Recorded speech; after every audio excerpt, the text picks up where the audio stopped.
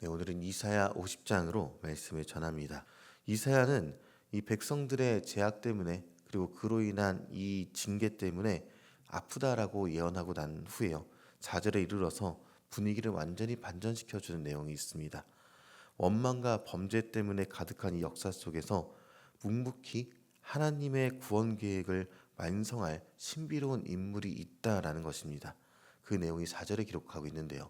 우리 4절 말씀을 같이 한번 읽어보도록 하겠습니다. 주 여호와께서 학자들의 혀를 내게 주사 나로 공고한 자를 말로 어떻게 도와줄 줄을 알게 하시고 아침마다 깨우치시되 나의 길을 깨우치사 학자들 같이 알아듣게 하시도다.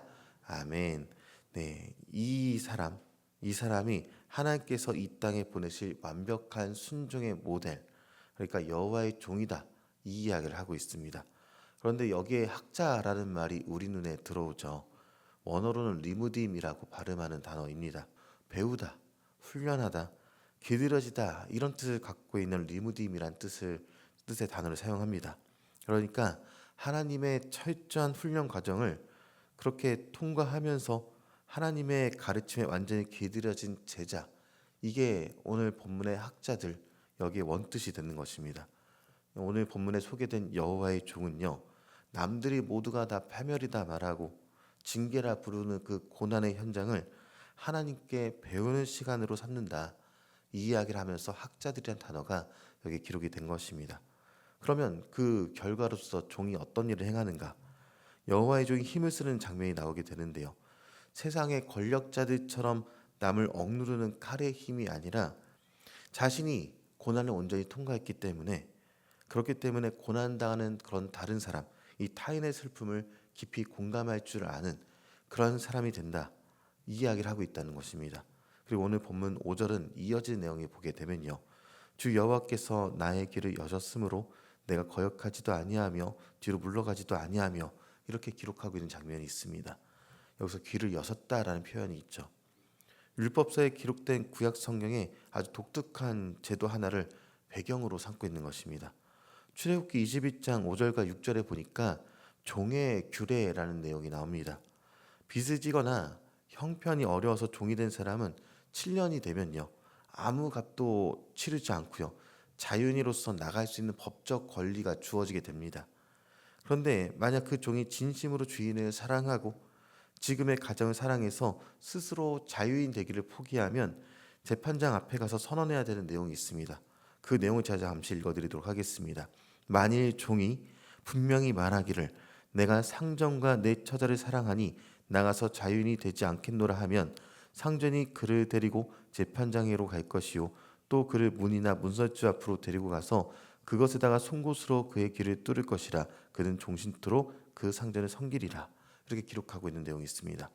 네, 문설주에 길을 대고 송곳으로 구멍을 뚫는 이 아프고 피 흘리는 의식 자체, 여기에 대해서 생각해 보도록 하겠습니다. 나는 이제 억압당한 노예가 아닙니다. 주인을 너무나 사랑해서 내 모든 자유를 자발적으로 반납한 사랑의 종입니다. 이런 평생의 징표로서 하는 그런 모습이 되는 것입니다. 그리고 본문의 종이요, 그 귀뚫린 종의 모습으로서 올 것이다 라고 말을 하고 있다는 것입니다. 그는 고난을 피할 힘이 없어서 억지로 매를 맞는 사람이 아니라, 그런 희생자가 아니라 하나님의 선하신 구원 계획을 온전히 신뢰하고 있기 때문에 스스로 자기 길을 하나님의 문설주에 내어 맡긴 자발적인 순종이 있는 사람이다, 이 이야기를 하고 있다는 것입니다. 그리고 오늘 본문은요, 이 자발적인 종이 고난을 통과하면서 어떻게 승리를 하는지에 대해서 기록하고 있습니다. 하나는요, 환경이 아무리 어두워도 사람들의 원망 소리에 귀를 내어주지 않는, 아침마다 하나님의 음성을 사모하는 그런 태도를 갖고 있다라고 말을 합니다. 그리고 6절에 보니까 등과 뺨을 맡기는 단계로 나아가는 것을 봅니다. 네, 귀로 들은 하나님의 뜻을 몸으로 살아낸다라는 것을 보게 되는 것입니다. 다가오는 수치, 고통을 피하지 않고 하나님의 선하심을 증명하기 위해서 기꺼이 자신의 취약함을 내어놓게 되는 그런 처절한 헌신 자체를 말하고 있습니다. 그리고 다른 하나는 7절에 보니까요, 얼굴을 부싯돌 같이 하는 굳게 하는 단계다, 이런 이야기를 하고 있습니다. 이 부싯돌 같이라는 표현, 어떤 타격에도 결국 깨지지 않는 단단함을 이야기하고 있는 것입니다. 외부의 비난과 조롱이 있고 환경의 압박이 아무리 거세게 몰아쳐 올지라도 하나님이 나를 의롭게 하실 것 이 자체를 확신하기 때문에 눈빛 하나 흔들리지 않는다라는 것을 얘기합니다. 고난이 그를 무너뜨리는 것이 아니라 오히려 세상이 감당할 수 없는 사람이다. 이것을 얘기한다라는 것이죠. 우리 그리스도인들은요, 이 본문을 읽으면 당연히 바로 예수님을 떠올릴 수 있는 사람들이 바로 우리들입니다. 오늘 본문 6절이 묘사하는 침뱉 틈과 채찍질, 수염이 뽑히는 모욕의 장면은요, 가야바의 법정이 기억나게 하죠. 빌라도의 뜰에 서신 예수 그리스도의 순한 모습을 그대로 보여주고 있는 것입니다. 예수님은요, 하늘의 천군 천사를 동원해서 당장 그들을 심판할 능력이 있으신 분이시죠. 그런데 열린 기로서 아버지의 뜻을 들으셨기 때문에 이 겟세마네 동산에서 기도하신 내용이 아버지여 내 원대로 하지 마옵시고 아버지 원대로 하옵소서라는 그런 기도를 하시게 됩니다. 그러면서 자신의 등을 로마 병정의 채찍에 아예 내맡기시는 모습이 있죠. 누가복음 9장 51절에 보니까요, 예수님 십자가를 지기 위해서 예루살렘에 올라가는 그 심정을 표현한 내용이 있습니다. 제가 잠시 읽어드리면 예수께서 승천하실 기약이 차감해 예루살렘을 향하여 올라가시기로 굳게 결심하시고 이렇게 기록한 장면이 있습니다. 굳게 결심하셨다. 이 복음서의 표현이 오늘 본문의 이사야가 예언한 내 얼굴을 부싯돌같이 굳게 하였다라는 완벽한 성취가 되는 것으로 보게 됩니다. 이사야가 미래 백성들을 바라보면서 선포했고 예수님께서 성취하신 이 말씀이요, 당연히 우리에게도 그대로 옵니다.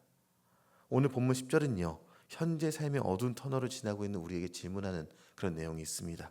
그 10절 말씀을 같이 한번 읽어보도록 하겠습니다. 너희 중에 여호와를 경외하며 그의 종의 목소리를 청종하는 자가 누구냐? 흑암 중에 행하여 빛이 없는 자라도 여호와의 이름을 의뢰하며 자기 하나님께 의지할지어다.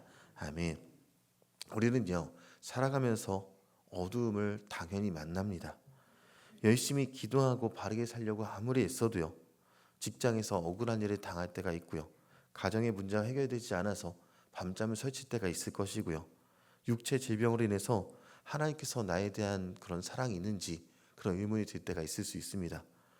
그러니까 우리 인생에 막막함이 온다는 것이죠.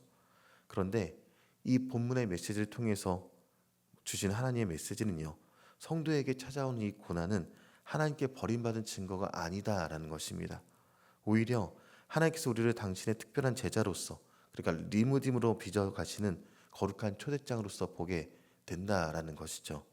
그렇기 때문에 우리는요, 오늘 마주하는 삶의 현실 앞에서 무서워하거나 두려워하거나 뒤로 물러서거나 그렇게 나아가지 말아야 합니다. 우리가 당하는 수치와 억울함을 갚아주실 이가 우리 바로 옆에 계시다.